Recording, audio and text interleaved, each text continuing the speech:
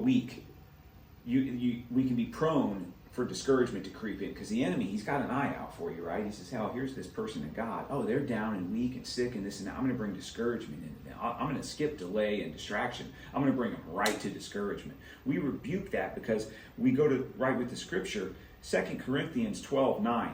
Paul's writing to the church in Corinth, and he says, my grace is sufficient for you, because my power is made perfect in weakness. Right? God's saying through Paul to the church in the region of Corinth, all those thousands of years ago, he's saying, hey, you know what? I know you're down and out, but we're not going to operate in discouragement and negativity. God's grace is enough for you. In fact, when you're weak, his power shows up even more in your life. So rejoice in that. That's amazing. Lean into God when you're discouraged. Discouragement takes people even a little bit further than kind of a dang it, I'm discouraged moment. You know where it takes people? It's the quit. I gave it away. It's the Q word. They quit. Right. Discouragement leads to quit. Now, the reason that we have to be trained up in our devotional, in our physical life, through our training, through our mental training with our reading and studies and things, the reason we have to be trained up every day is because it elongates that gap. It widens that gap between discouragement and I'm going to quit. People that aren't trained up, their gap is this big. I'm discouraged, boom, I'm freaking quitting. For men and women like us, the savages that we're becoming and building, discouragement here, it takes us so long to get to quit. We can't even see quit. We can't even entertain that quit would even be a freaking thing.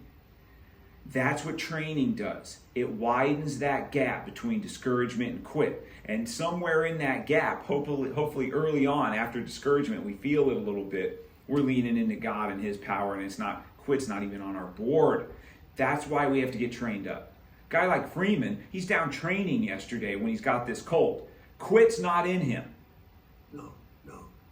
Hey, I got an amplified version of what you just said. Okay, go.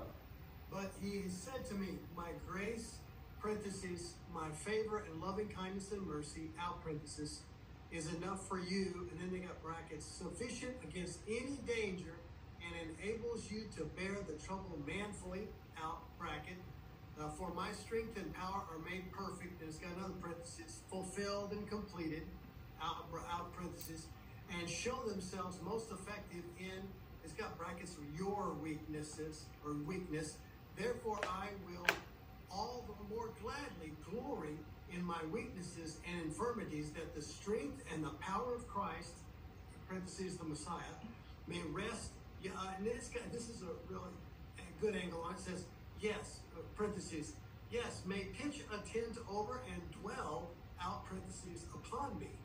That's quite a picture. It is.